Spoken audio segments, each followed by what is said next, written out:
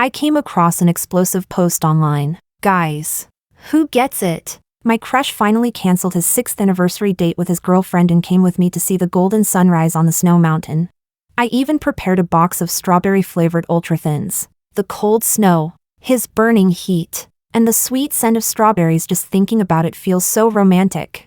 Everyone, guess whether I can win my crush over tonight? What a coincidence. Today happened to be the 6th anniversary of Bruno and me being together. Bruno had called me at the last minute today, saying he had a business trip, canceling our anniversary date. The comments under the post were full of scolding. I tapped my finger lightly and posted a comment. I guess you can. Chapter 1. When Bruno came back.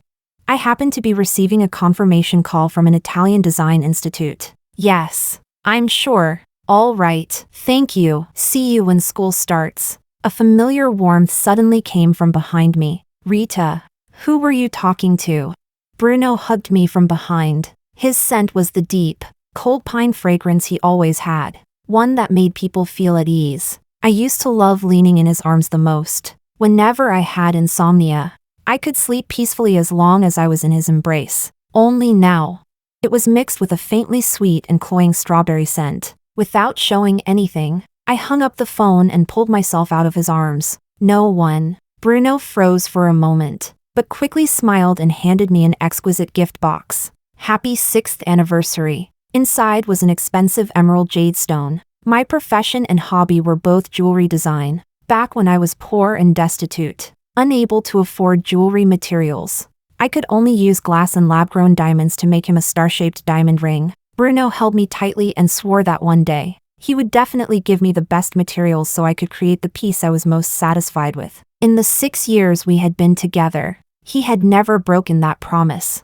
The gifts he gave me became more and more expensive. Blue diamonds, pigeon blood rubies, South Australian pearls. They had even reached a jaw-dropping level. When my colleagues at the studio saw them, they were extremely shocked. Rita, which direction do I pray toward to get a boyfriend like this?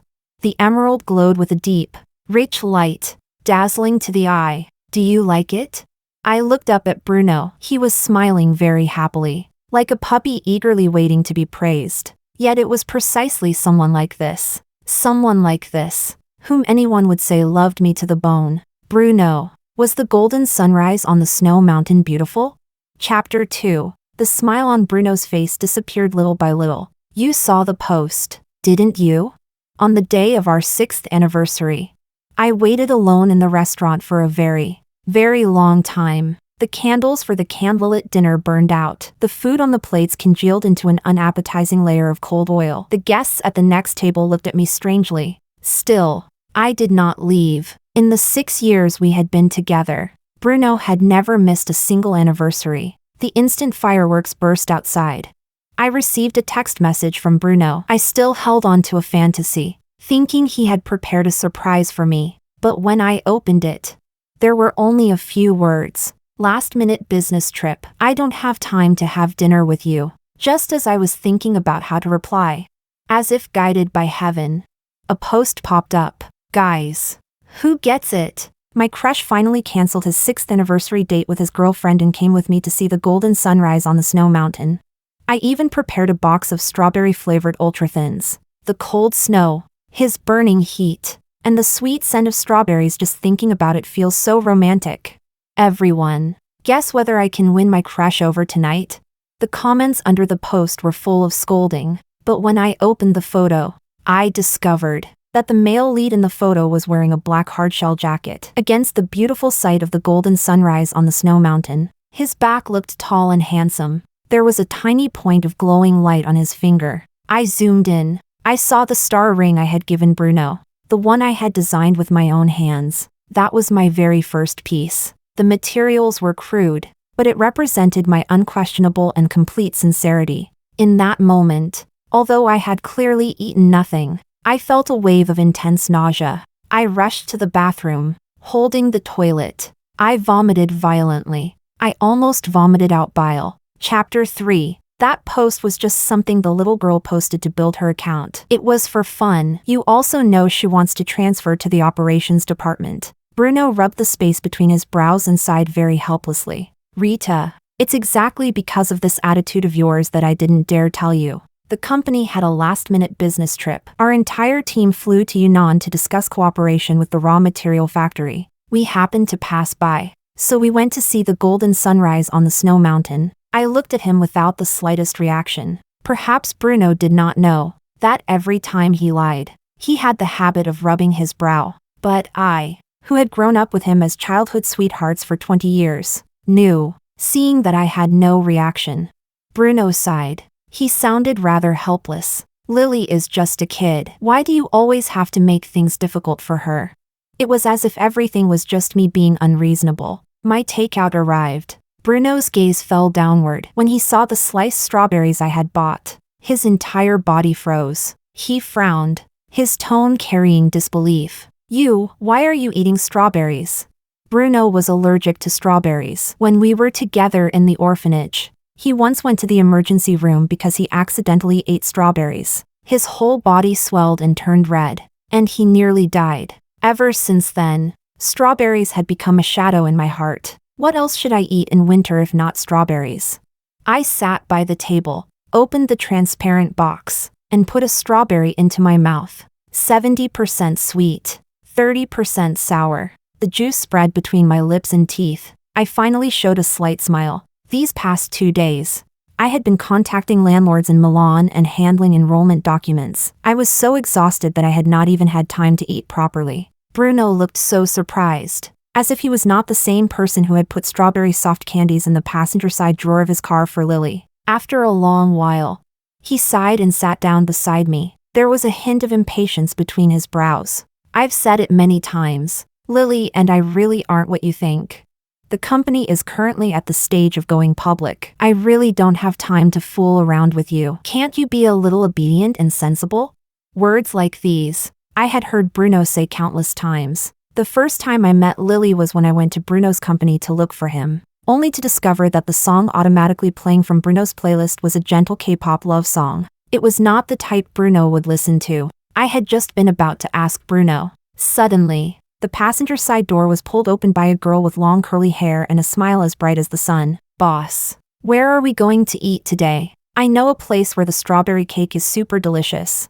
Bruno and I had grown up in an orphanage, living our whole lives in the shadows. But Lily was almost like the sun. When she saw me, she was a little surprised, but soon smiled again. So this is Rita, right?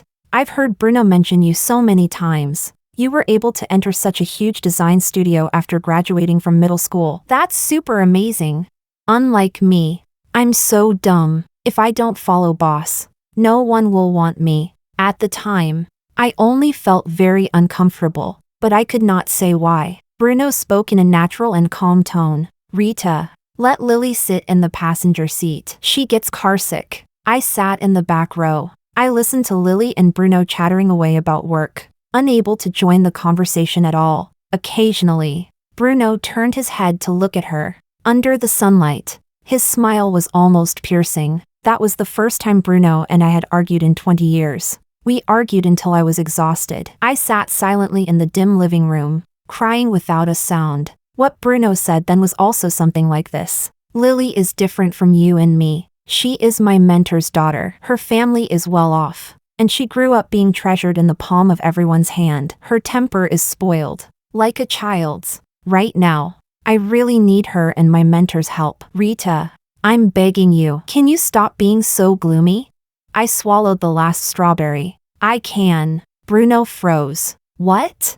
I cleaned up the table and was about to leave. Bruno grabbed my wrist. His brows knitted tightly. Rita, what exactly is wrong with you? I broke free from his hand, ignoring his stunned expression. I walked toward the studio. I still have work to do. I'm very tired and don't have time to fool around with you. Chapter 4. I stayed up all night at the studio. Only when dawn began to break did I finish the ring according to the concept proposed by the client. The sun as the main body, with a planet forever revolving around it, never deviating. It symbolized I will always watch over you. Love is watching. Because I had made that star ring for Bruno before, I was very confident in this kind of design, but making it still took a great deal of effort. Once I finished this final piece, I could submit my resignation and go to Milan to study. On the night of our 6th anniversary, what popped up along with that post was an email. An offer from the Italian Design Institute. A design institute in Milan, Italy. The dream I had always had. But for the high school version of me, no matter how much my teachers praised my talent,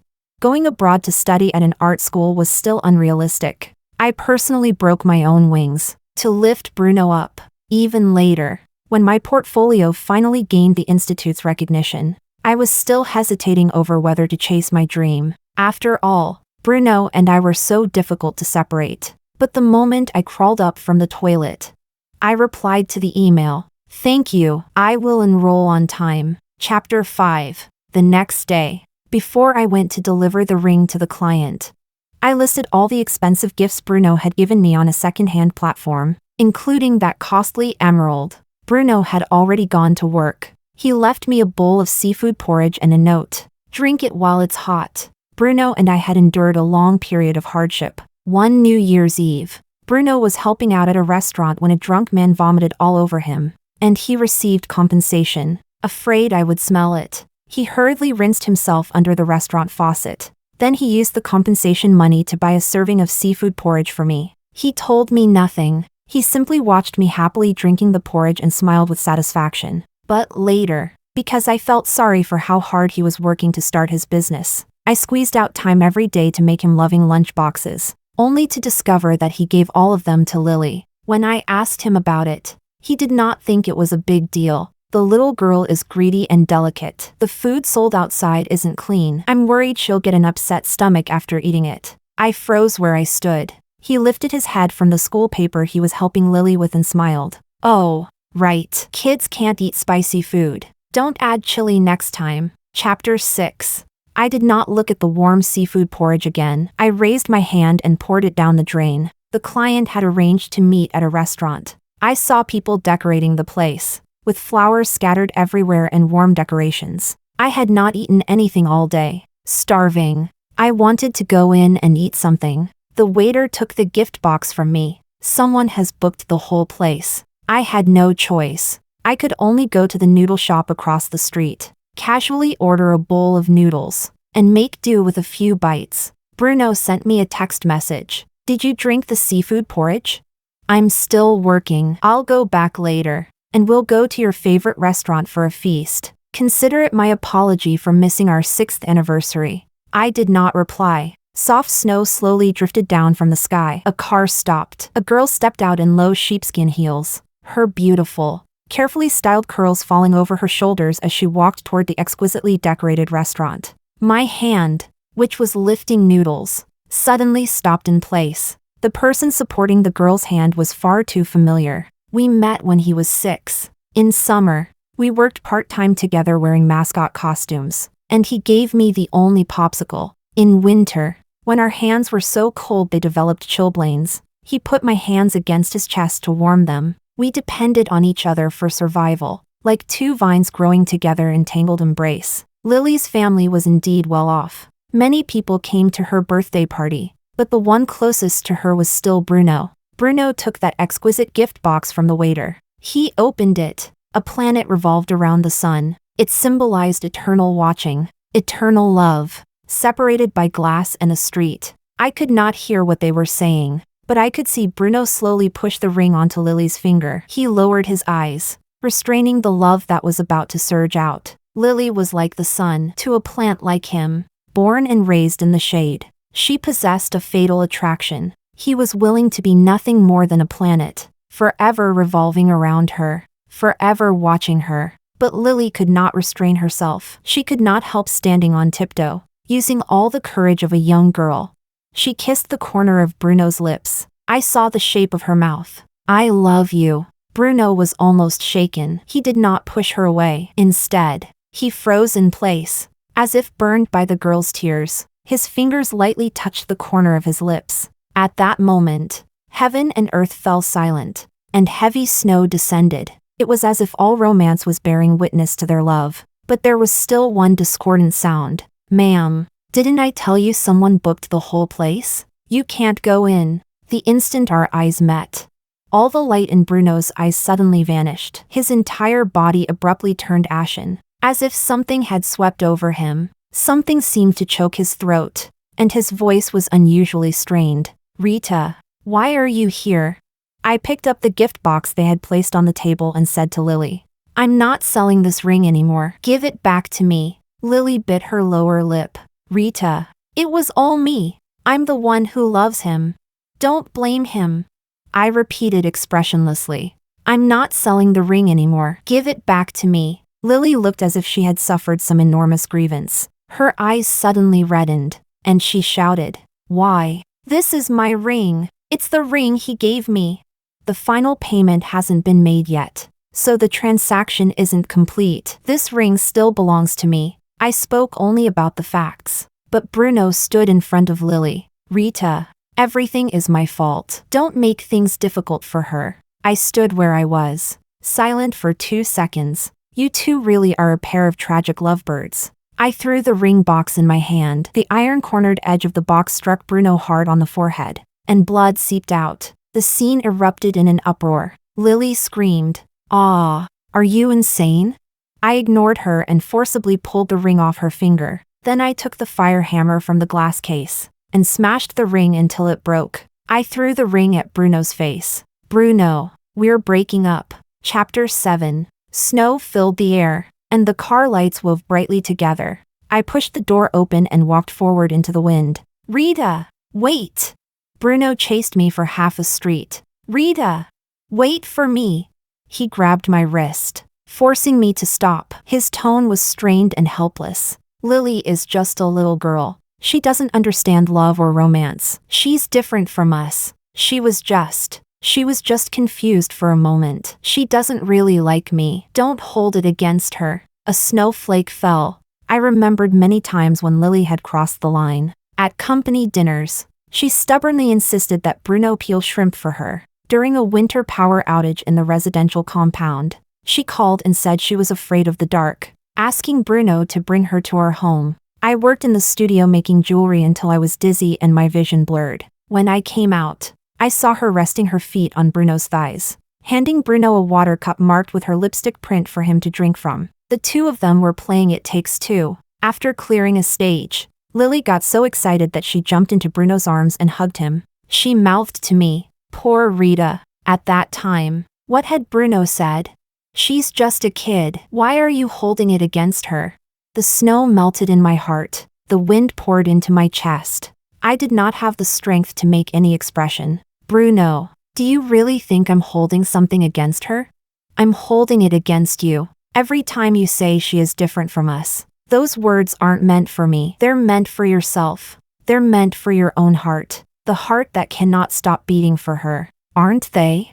Chapter 8. Cars flowed endlessly along the road. Bruno's face was pale, yet he still held my hand tightly and refused to let go. No, Rita. I told you it isn't like that. His tone was almost angry. I didn't know the design company my assistant found was yours. I also didn't know she would suddenly kiss me today. Rita, can you be reasonable? I only came to attend a friend's birthday party and give her a birthday gift. You can't imagine everything on your own and then decide that all of it is my fault. I did not cross that line from beginning to end. I never did. I looked at him quietly. Suddenly, exhaustion swept through my entire body. Let go of me. We're breaking up. Rita! Bruno frowned tightly, and his hand did not loosen in the slightest, as if he were afraid that if I left at this moment, he would never find me again. All right, I'll fire her. I won't see her again. Bruno's tone was strained. Will that satisfy you? Why should I? Lily stepped over in her low sheepskin heels, her face covered in tears. She said to me, Why do you insist on tying him down like this? Is it because you dropped out of high school for him? Or because you gave him a meal when you were little? He doesn't like you. He likes me. Only I can bring him happiness. We are true love. I am his son. Only I can save him. And you will only make him remember pain. You just want him to rot in the mud with you. You're selfish. Suddenly, I found everything so absurd that it was funny, and I really laughed. Ha ha ha ha ha ha. Bruno, did you hear what she said? Hurry up and go. Hurry toward your son, toward your happiness. Bruno frowned at me. Rita, don't talk about her like that. Lily glared at me fiercely, then said to Bruno, if you really choose to keep being with her today and ruin yourself, then I don't mind ruining myself too. Bruno, choose for yourself. She ran decisively in another direction. Her back, clad only in a little dress, looked especially thin and fragile, making people ache for her. Lily! Bruno's steps as he chased after her paused. She's young. I'm afraid she'll do something reckless. Rita, wait for me. I'll be right back. After leaving those words behind, he chased after her without hesitation. Heavy snow fell. I turned around and walked into the snow-covered city. Chapter 9. When I returned home and finished packing my luggage, it was already midnight. I was just about to go out when a phone call interrupted me. Rita, I came across a post online. The person calling was one of my fans. I posted my design works online and had accumulated a bit of popularity. Years of foolish longing finally came true overnight. The accompanying picture showed two hands clasped together. On one broad hand with distinct knuckles, there was a star-shaped scar. When we were children, there had been a fire at the orphanage. All the children ran out. I had sprained my ankle and was trapped in the fire. The teachers were at their wits' end. It was Bruno, 3 years older than me, who ran inside. With his small body, he carried the unconscious me on his back. Don't sleep, don't sleep. Because of the burns, a permanent scar remained in his palm, shaped like a star. I asked him why he had saved me. Bruno's brows and eyes curved with a smile. Because you're my only family now. After his parents died in a car accident, Bruno came to the orphanage withdrawn and closed off. He said it was my warmth that made him open his heart. You are like my star. I will never let go. When Bruno was admitted to Tsinghua University, I dropped out of school and worked to earn his tuition. He said something like that to me then too. Rita, I will love you until the last moment of my life. I smiled. Then what if you break your promise? At that time, he was already very popular. The untouchable dream boy whom every girl in school secretly loved, with love letters arriving constantly. The young Bruno lowered his eyelashes, casting shadows like moth wings over his face. Then I'll die. I was startled and quickly covered his mouth. His dark eyes stared at me for a long while. Then he smiled. At that moment, at least at that moment, I did not doubt Bruno's love for me. Chapter 10. The post described the young girl's secret crush in detail. From their first meeting on campus, to slowly getting closer, to the wrong note she played in a moment when she could no longer suppress her feelings. The gloomy, untouchable dream boy and the persistent little son should have been a pair. There were many people shipping them under the post. But the internet has a memory. The boyfriend you're talking about, isn't he the crush with a girlfriend from the post you deleted last time? You make it sound so romantic, but it's actually just stealing someone's boyfriend and being the mistress. Help. In this story I only feel sorry for the girlfriend, okay? Lily did not care much. In love, isn't the one who isn't loved the real third party? What girlfriend? She's just relying on a little kindness from the past and using it to demand repayment. My boyfriend is only too soft-hearted and too responsible, so he can't bring himself to break up with her. Otherwise, with her middle school diploma, how would she ever get a chance to be with the campus dream boy from Tsinghua? After I finished reading the post, my fan's voice sounded a little hesitant. This post is also being shared around our college. Lily is very famous. I recognize that the boy's hand looked a lot like your boyfriend's hand. So after thinking it over, I still decided to tell you. Lily has been posting moments about going out with her boyfriend for a long time. Japan, Singapore, and even going to concerts together. I saved screenshots of all of them. If you need them, I can send them to you. I thanked her softly. It's nothing. Nothing. Girls help girls. Only. Her voice still carried strong hesitation. There's one more thing. I don't know whether I should say it.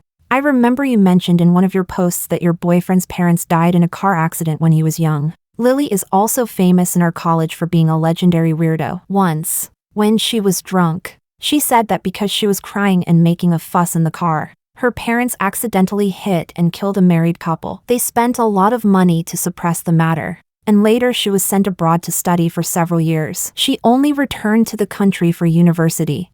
I dug up the news from back then and discovered it was the same case. I've sent you everything I found. I hope you won't think I'm being nosy. There was too much information. For a moment, I was stunned. The person who had killed Bruno's parents and made him an orphan was actually Lily. What kind of twisted fate was this between those two? Bruno pushed the door open and came in. He had changed clothes. I did not know how long he had been smoking, but his body was covered in the smell of smoke, and his eyes were slightly red. Bruno, Rita. Just as I hesitated over whether to tell Bruno about this, he suddenly spoke. Let's get married. I froze where I stood. What did you say? Bruno took a deep breath, sat down on the sofa, and lit another cigarette. The scarlet glow flickered on and off, just like his wavering heart. After a long time, he slammed the cigarette hard against the glass tabletop and spoke as if he were ready to face death. Haven't you always wanted a family? Let's get married and form a new family. A family that no one else can ever interfere with. Bruno raised his eyes to look at me. His eyes were very beautiful. His mother had been a violinist, and his father had been a professor. Once, he had also had a happy and complete family. Only, a car accident had sent him falling into an abyss. Perhaps, to him, Lily symbolized the beautiful life from an old dream, sweet and tempting like berries, making it impossible for him to refuse no matter what. I was silent for 2 moments. Bruno, do you know what you're saying? Light flickered in Bruno's eyes. He slowly said, I know. I love you. Rita, I can't leave you. You can't leave me either. This is the only way I can think of to keep us from separating. Bruno uncontrollably liked Lily, but he also had no way to separate from me. 20 years. We had long since grown into each other's flesh and blood. Separation would be the pain of breaking bones and carving out flesh for either of us. Once, when I watched We Made a Beautiful Bouquet, I was shocked that the male lead treated marriage as a way to solve problems. Now that this was happening to me, I did not even have the strength to laugh. Bruno walked to my side and slowly held me. His voice was low, almost bewitching. Rita, I know you have always wanted a family. When we are together, that is a family. In the future, we can have a child. We will make that child happy, joyful, never abandoned, and never let them repeat our mistakes. Okay? I turned my head slightly and saw a striking smear of pink on the collar of Bruno's white shirt. That was the lip gloss Lily had worn today. I had been abandoned by my parents at the orphanage right after I was born. I envied children who had families very much. Having a family of my own had almost become an obsession. Bruno understood me too well. He knew I had no way to refuse this proposal. No matter how he loved Lily, no matter how obvious he was, no matter how much he bullied me, as long as he put forward this condition, everything would be written off. A tear slid down from the corner of my eye, yet I smiled. I heard myself say, all right, Bruno, on the day of the engagement banquet, I'll give you a big surprise. Are you looking forward to it? Bruno held me even tighter, as if he wanted to embed me into his body. I am. Chapter 11. After the engagement was confirmed, Bruno and I seemed to return to being a loving couple again. We did not have many relatives or friends. We only invited classmates and Bruno's colleagues. Bruno asked me, aren't your colleagues coming? I shook my head. We're not close. There's no need. I had already treated them to a farewell meal long ago. I was afraid they would fail to act properly and accidentally let something slip. Bruno still wanted to say something, but his phone suddenly vibrated. Bruno's expression turned ugly, and his tone stiffened as he said, the company needs me for something. I smiled and nodded, telling him to go quickly. He and I both knew. It was Lily. After learning that Bruno and I were getting engaged, she nearly collapsed, bombarding Bruno with calls and messages every day. Of course, Bruno was the same as always. He had no way to refuse her. The staff from the wedding planning company felt a little awkward seeing the scene too. I smiled indifferently, sliding my phone screen. I booked the plane ticket. Then I hired a moving company to pack up the last of my belongings in the apartment and mail them to Milan. When Bruno came back after the call, his expression was still unpleasant, but when he saw me in the wedding dress, his eyes suddenly lit up. My Rita is so beautiful. He walked over quickly and kissed the side of my hair. cherishing me as he had when we were young. Bruno's tone was almost a sigh of fulfillment. The wish I had when I was 18 has finally come true today. I finally saw Rita in a wedding dress. I smiled and said nothing. I only took a photo of myself in the wedding dress, leaning against Bruno's embrace, and uploaded it to social media. Once someone saw it, she would definitely be unable to hold back. Chapter 12. The Engagement Banquet. Everything was ready. I repeatedly reminded the host I had hired. The moment the groom enters, you must play this video. On the way out, I passed through the garden behind the banquet hall. I heard the suppressed sobs of a young girl. But I like you. You like me too, don't you? The artificial hill was hidden from view. I could only see the faint outline of the girl's back in a wedding dress, and the broad palm gently resting on her shoulder blade. On it was a striking star-shaped scar. The familiar voice was low and restrained, carrying an indescribable hoarseness. Don't be like this. You're still young. You still have many possibilities. Don't keep making the same mistake. I don't want to. Bruno, you coward. With an almost desperate posture, she kissed Bruno on the lips, eager to sacrifice herself for love. Bruno's Adam's apple rolled twice. In the end, he did not push her away. I stopped walking, recorded a video, and sent it to the host. Play this too. Then I sent it to the netizen from the same college as Lily. Can you help me post this video on your school's campus wall? Make the label clear. It is Lily, that professor's daughter. Oh, right. Say I threatened you into posting it. After all, the rule of law in the country was strict. Leaking another person's private information infringed upon their reputation rights. But my flight to Italy was leaving today. If she had the ability, Lily could go to Italy and sue me. Chapter 13. Bruno stopped at the very last moment, because one of Lily's tears fell, landing right on the scar on the back of his hand. The star-shaped scar hurt as if burned by fire. The pain jolted him awake. No! Rita was still waiting for him. When he first entered the orphanage, his entire being was withdrawn, gloomy, and silent. He was even bullied because of it. His Rita had stood in front of him like a little heroine. You're not allowed to bully people. Only she was good to him. She had clearly been abandoned by her parents as soon as she was born and had never received even the slightest bit of love since childhood. Yet she was especially good at loving others. She held all her love before him, at all costs, asking for nothing in return. Bruno. What's wrong? Lily's eyes were full of tears. Her lipstick had been kissed into a slight mess, making her look difficult to refuse. But Bruno was covered in cold sweat. He placed his fingers on Lily's lips and gently wiped away the lipstick for her. I have no way to separate from Rita. I love her. The moment I think I might lose her love for me, cold sweat breaks out all over me. Fortunately, he had held back. He had guarded the line. Otherwise, if Rita found out, she would definitely be heartbroken. Lily, listen to me. You really are still young. You're only blinded for the moment. You still have a bright future. Don't hang yourself on one tree anymore, okay? Bruno had just been about to leave when he heard a staff member shout in panic. Where is the engagement bride named Rita? Where did she go? Why is she missing? Bruno's heart, which had just barely calmed down, suddenly began beating violently. Who did you say is missing?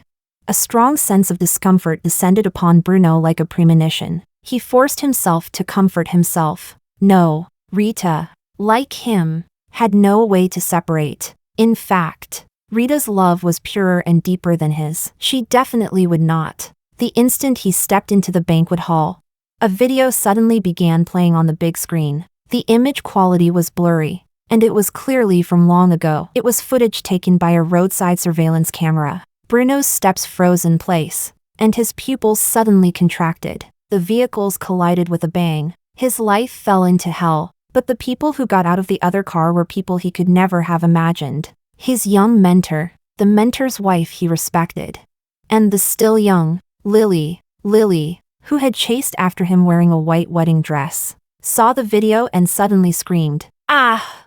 Who played this? Who?" The video continued playing, explaining in detail how Lily's family had escaped legal punishment and how they had sent Bruno to the welfare home. Then it played all kinds of evidence of Bruno and Lily's affair and entanglement. People at the banquet had already begun secretly recording the big screen with their phones. No filming. None of you are allowed to film. My father won't let you off. Bruno only felt as if all the air around him had been drained away. Breathing became difficult. Everything, all of it, became so unsteady. When he lowered his head again, his hands were already around Lily's throat. His expression was empty as he asked, "Is this the reason you kept refusing to let me go? How else do you want to toy with my life, princess?" Lily's fair face turned red. "No. I didn't. I love you. Bruno, I love you." Bruno let out a mocking laugh. The strength in his hands did not lessen. Lily gradually lost consciousness. From the corner of his eye, security guards swarmed forward and pressed him to the ground. In the final instant, Bruno inappropriately thought, "Rita, so this is the great gift you gave me." Chapter 14. After adapting through all that chaos, my life at the Design Institute became ordinary and fulfilling. Every day, I immersed myself in lines and colors, almost unable to remember the past, until one day, after class, I went to buy a cup of hot cocoa. On the street, I saw Bruno. He stood on an Italian street full of people coming and going, with his East Asian face and distinct features. He was especially eye-catching, amid the amazed exclamations of the classmates walking with me. Bruno approached me step by step. "Can I buy you a cup of coffee?" The cafe was warm. I lowered my eyes and stirred the coffee without taking a sip. Only when we were close did I notice that Bruno's eyes were slightly red, with dark circles beneath them. The internet was developed. His affairs had caused an uproar back home. It was difficult for me not to know. In order to avenge his parents, Bruno resolutely broke with his mentor. At all costs, he sent the mentor's family to prison. I heard that he also dug up evidence of Lily's campus bullying. Unable to withstand the backlash from campus bullying and online violence, she withdrew from school on her own. Lily's father was corrupt, derelict in duty, and unworthy of his position, so the school also dismissed him. Bruno and they had both suffered losses. He could only sell off his company. The once high-spirited campus dream boy from Tsinghua, the untouchable dream boy, now looked somewhat decadent. "Rita, are you doing well?" Bruno's lowered voice trembled faintly. I was silent for 2 moments. "Very well." Bruno's eyes seemed to become even redder, but he pulled up the corners of his mouth and smiled. "That's good." He paid the bill for the coffee. Then he transferred a huge sum of money to my card. I frowned. "What is this?" Sunlight shone in. Bruno lowered his eyes, and I could not see his expression clearly. "Consider it my compensation, an apology." I said nothing. Only a fool would refuse money. Chapter 15. I thought Bruno would leave after seeing me once. Unexpectedly, he stayed in Milan. He appeared around me like a shadow. He did not come close, but he did not leave either. At first, when my classmates saw him, they were a little delighted. In the end, even they frowned a little. "Rita, why don't you call the police? Apply for a restraining order?" I thought about it and felt she had a point. So I went to the police station to file a report. On the way out, I saw Bruno leaning against a street lamp, smoking, a black coat, smoke curling around him. It happened to be raining in Milan that day. Behind him was a church building, also shrouded in thin mist. When Bruno looked at me, the corner of his lips tugged weakly. "Rita, is it necessary to be so absolute?" I brushed past him sideways. "We broke up long ago. Your presence is a disturbance to me." "Rita!" Bruno grabbed my wrist, his whole body seeming to use great effort to restrain something. "Do 20 years mean nothing to you?"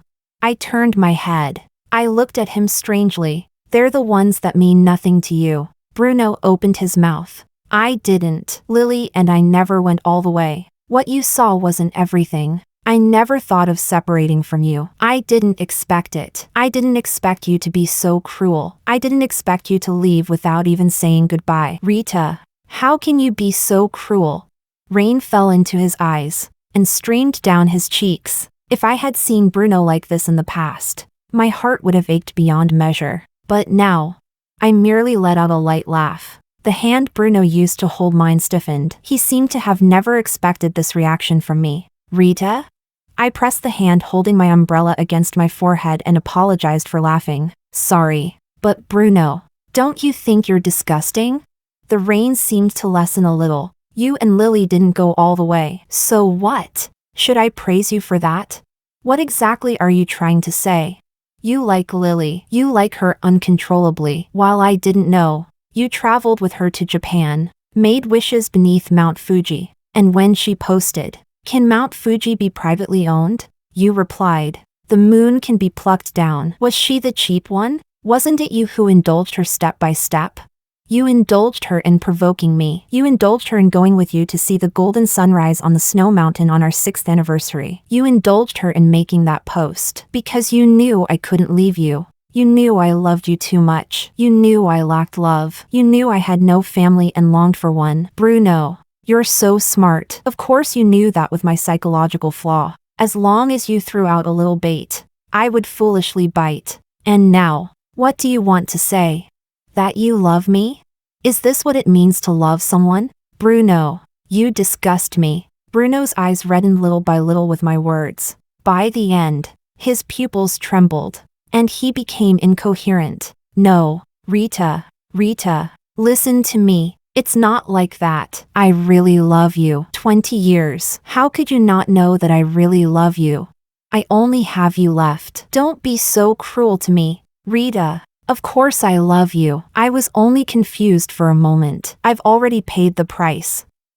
Please. He seemed to grasp the last straw that could save his life. He revealed the star ring on his finger. You said you would give me one chance. That was the first ring I had ever made. When I gave it to Bruno, I personally put it on him. The beautiful, glittering star drew attention away from the star-shaped scar, shining brilliantly on his broad, beautiful hand.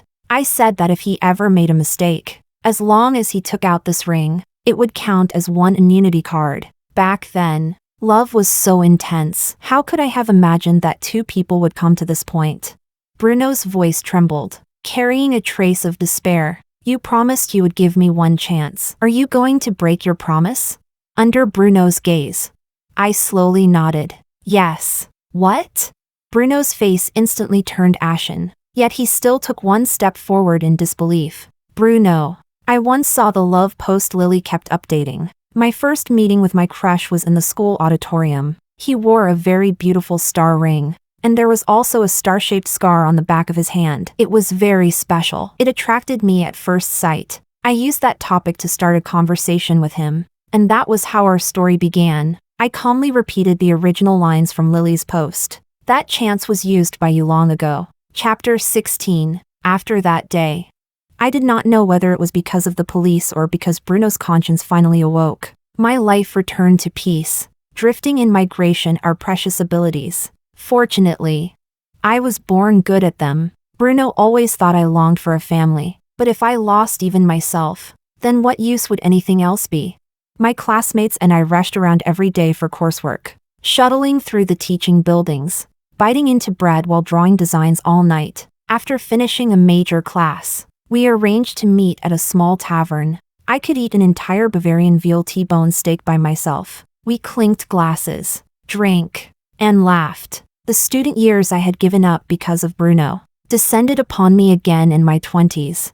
I raised myself all over again. Chapter 17. The next time I heard news of Bruno, it was from the domestic news. Lily had been young when she committed the crime and had escaped legal punishment. Of course she knew that everything had been a trap I set, that I wanted revenge. But she could not find me. She could only go to Bruno and ask where I was. Bruno would not say. She kept pestering him, back and forth. Somehow, the two of them ended up rolling into the same bed again. But the problem lay there. The protection Lily used was strawberry flavored, and Bruno was severely allergic to strawberries. In addition, at that time, his blood circulation was extremely fast, and the allergic reaction was severe. Before they could even get him to the hospital, he was already gone. This matter was specially told to me by the little fan who had helped me through an international call. TSK. Lily liked him so much. How could she not know he was allergic to strawberries? The pen I was using to draw paused, probably because Bruno didn't want Lily to know. His allergy was psychosomatic. The day his parents had the car accident, he was eating strawberry cake in the back seat. After the accident, his parents were mangled and mixed together with the strawberry cake. Half a strawberry was embedded in his father's skull. Perhaps, when he turned his head away from such a horrific scene, what he saw was Lily's face. The fan on the other end of the phone fell silent. After a long time, she finally found her voice again. "Oh, right. I saw the design drawings you posted online. They're so beautiful.